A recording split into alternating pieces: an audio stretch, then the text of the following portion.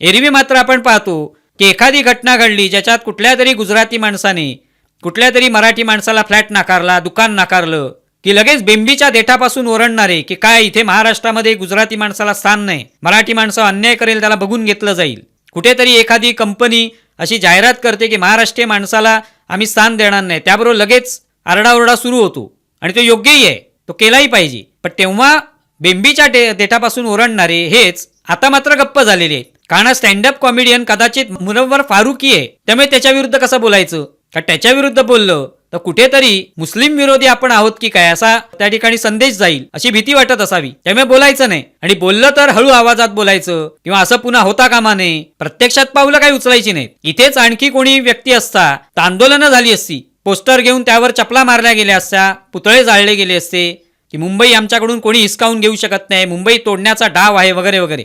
आज ते सगळे गप्प झाले.